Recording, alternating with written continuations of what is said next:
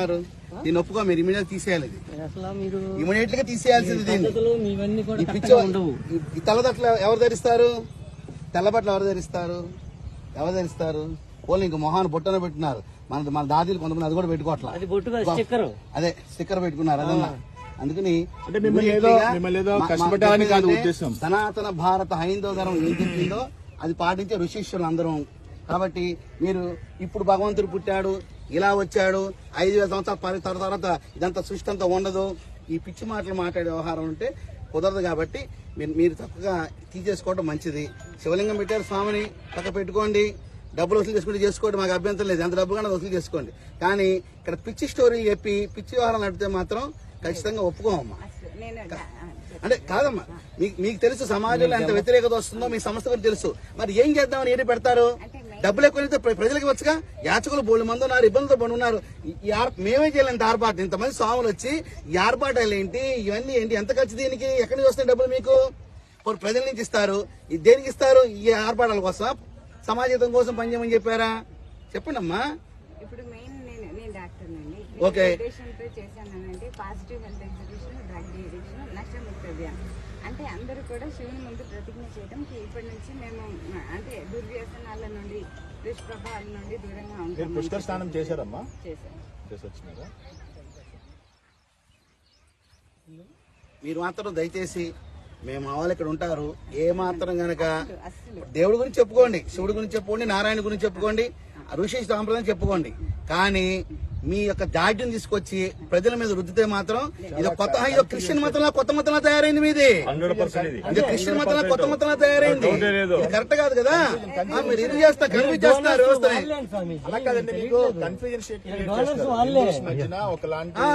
సంప్రదాయం తీసుకెళ్తా ఉన్నారు. ఎందుకంటే మేమేమో వేదాస్ నుండి ప్రామాణికంగా తీసుకుని చెప్తా ఉన్నాము, మీరేమో ఏదో మీ స్టోరీలే చెప్తా ఉన్నారు. దానికి ఏమో వేద ప్రమాణం ఉండదు, ఏమీ ఉండదు, మీరు ఏదో చెప్పుకుంటా ఉన్నారు. దానివల్ల ఏంటంటే హిందూస్ లో ఇప్పటికే చాలా సాంప్రదాయ వల్ల డీవియేషన్స్ ఉన్నాయి. మళ్ళీ మీరు వచ్చి బ్రెయిన్ లోకి ఎక్కిస్తే ఉన్నది కూడా ఊడిపోయి వాళ్ళు. మేము గ్రామాల్లోకి వెళ్తున్నాం, పట్టణాలకు వెళ్తున్నాం, ప్రజల్లోకి వెళ్తున్నాం, లక్షల మంది కలుస్తున్నాం. అసలు హిందూ ధర్మం నుంచి పక్కదారి పడుతున్న వ్యవస్థను తిరిగి పునరాగమనం ద్వారా మేము కష్టపడి తీసుకొస్తుంటే మీరు వాళ్ళలో దూరి అయోమయం గురి చేసి ఎటెల్లాలో తెలియకుండా నారాయణ కూడా పెడతారు, శివుడు పెడతారు. కానీ చెప్పేదంతా మీ గొందరగోళ విషయం చెప్తారు మీరు. అది ఎలా కుదురుతుంది? కన్ఫ్యూజన్. మేము మాట్లాడాము, మేము క్వాలిఫైడ్స్ అందరూ కూర్చొని మేము మాట్లాడాము. నన్ను పిలిస్తే నేను రాలేదు. నన్ను పిలిస్తే ప్లేట్ టికెట్ పంపించాను, చించి అవతల పారేసి నేను రాలేదండి అక్కడ కార్యక్రమానికి. కొంతమంది వచ్చారు. మాస్టర్స్ చదువుకున్నాం, మీరు చాలా కన్ఫ్యూజన్ స్టేట్ లో తీసుకెళ్తున్నారు. ఎందుకంటే పబ్లిక్ ని, భక్తుల్ని అప్పటికే చాలా కన్ఫ్యూజన్స్ ఉన్నాయి. మళ్ళీ మీరు కొత్త కన్ఫ్యూజన్ తీసుకెళ్లి వాళ్ళని అసలుకి ఏమి బాబు వద్దురా బాబు మేము అంటున్న పరిస్థితి తీసుకొస్తుంది. అందుకని మీ ఫిలాసఫీ ఏం చెప్పకుండా దయచేసి ఇట్లాంటి విగ్రహారాధన నేర్పించి వాళ్ళకి ఫిజికల్ ప్రాక్టీస్ నేర్పించండి. మీరు డాక్టర్ కదమ్మా, ఏది కావాలో చేసుకోండి, ఏది కావాలో చేసుకోండి. కానీ మీ యొక్క సిస్టమ్ మాత్రం ఇక్కడ ప్రవేశపెట్టబాకండి. రేపు కలియుగాంతం ఇలా అయిపోతుంది. ఎందుకు అవుతుందండి? పని లేదా, పని పాడలేదా?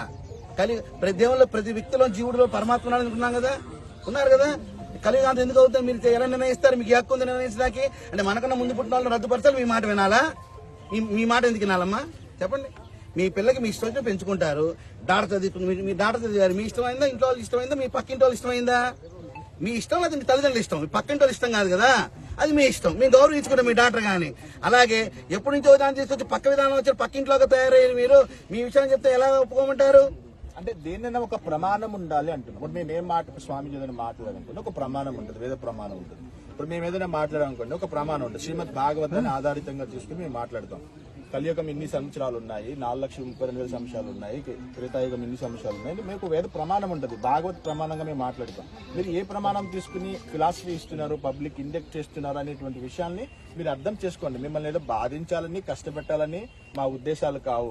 అలా కాదండి, మీకు ఖచ్చితంగా బాధించడానికి వచ్చా. నేనైతే అయిపోయింది సార్, దండం లేకపోతే కుదరదండి, దండం లేకపోతే కుదరదు. చెప్పి చూస్తాం, దండనే అయిపోయింది, బాధించడం కాదు. స్వామి మాతజీ, వ్యక్తిగతంగా మీ పట్ల మాకేం ద్వేషం లేదు, కానీ సాంప్రదాయ పరంగా మీరు అది మాకేమి హాని ఉండదు, మీకు మేము హాని చేయం. కానీ సాంప్రదాయ పరంగా ఖండించాల్సినటువంటి బాధ్యత స్వామీజీల పైన ఉంటుంది.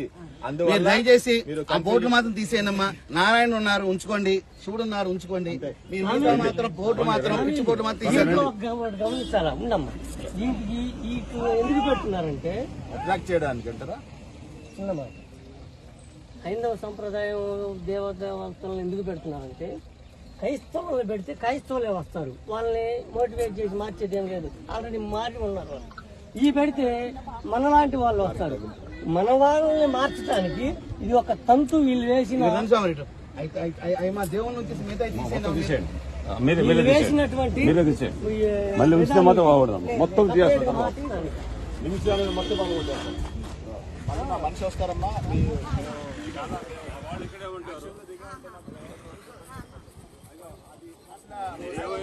ఎక్స్ప్లెయిన్ చేయండి నాకు. మీరు రండి, అగా సిస్టమ్ ఎక్స్ప్లెయిన్ చేయండి నాకు.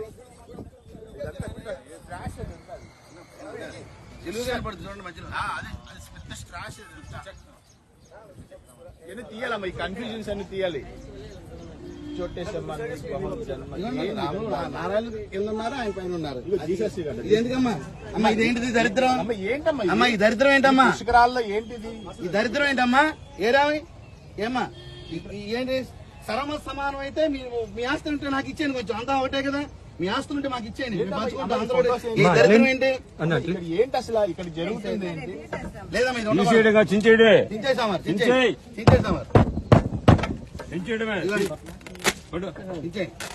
దరిద్రం ఉండకూడదు. మొహోడే యేసు ప్రభు బొమ్మలు ఏంటమ్మా ఇక్కడ ఈ ప్లేస్ లో? సాంప్రదాయం ఏంది, వ్యవస్థ ఏంది, యేసు ప్రభు బొమ్మలు ఏంది? దేవుని వరకు వీళ్ళు పెట్టుకోండి. క్రైస్తవులు. మీకు దయచేసి నమస్కారం చెప్తున్నాం. ఈ బోట్లు మొత్తం ఆలు పెట్టండి. 2 రోజులు మనం ఆలు ఉంటారు రండి, మా వాళ్ళు ఉంటారు, వచ్చి అబ్జర్వేషన్ చేస్తారు. ఈసారి మాత్రం తేడా వస్తే మాత్రం కేసు నమోదు చేస్తాం. చట్ట ప్రకారం చర్య యేసు తీసుకుంటాం. ప్రభు బొమ్మలు పెట్టారేంటి? ఏ దరిద్రం ఇది? ఎందుకమ్మా? అట్లా ఎందుకని మీరు ఎట్లా పెట్టారు? ఇచ్చేదానికి. జీసస్ క్రైస్ట్ ఫోటో ఎందుకు పెట్టారు మీరు? మీరు దాంట్లో